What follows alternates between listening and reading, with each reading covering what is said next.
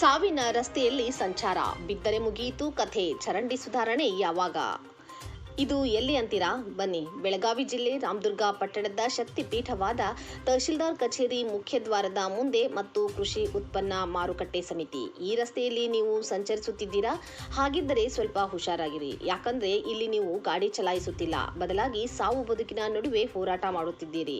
ಹೌದು, ವರ್ಷಗಳೇ ಕಳೆದರೂ ದುರಸ್ತಿ ಕಾಣದ ರಸ್ತೆ, ಮೈತುಂಬಿ ಹರಿಯುತ್ತಿರುವ ಚರಂಡಿ ನೀರು, ಇದು ಇಲ್ಲಿನ ಸಾರ್ವಜನಿಕರ ಇಂದಿನ ದುಸ್ಥಿತಿ.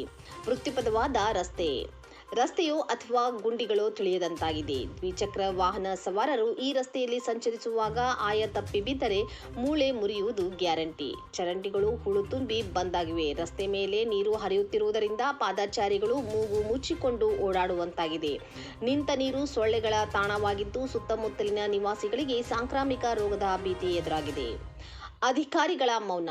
ಸಾರ್ವಜನಿಕರು ಹಲವು ಬಾರಿ ಮನವಿ ಸಲ್ಲಿಸಿದರೂ ಸಂಬಂಧಪಟ್ಟ ಇಲಾಖೆಯ ಅಧಿಕಾರಿಗಳು ಮಾತ್ರ ಕುಂಭಕರ್ಣ ನಿದ್ದೆಗೆ ಜಾರಿದಂತಿದ್ದಾರೆ.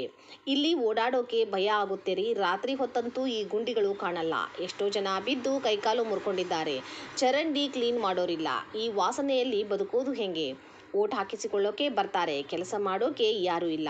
ಇನ್ನಾದರೂ ಸಂಬಂಧಪಟ್ಟ ಅಧಿಕಾರಿಗಳು ಮತ್ತು ಜನಪ್ರತಿನಿಧಿಗಳು ಎಚ್ಚೆತ್ತುಕೊಂಡು ಈ ರಸ್ತೆ ಮತ್ತು ಚರಂಡಿ ಸಮಸ್ಯೆಯನ್ನು ಸರಿಪಡಿಸುತ್ತಾರಾ ಅಥವಾ ಯಾವುದಾದರೂ ದೊಡ್ಡ ಅನಾಹುತ ಆಗುವವರೆಗೆ ಕಾಯುತ್ತಾರಾ? ಕಾದು ನೋಡಬೇಕಿದೆ.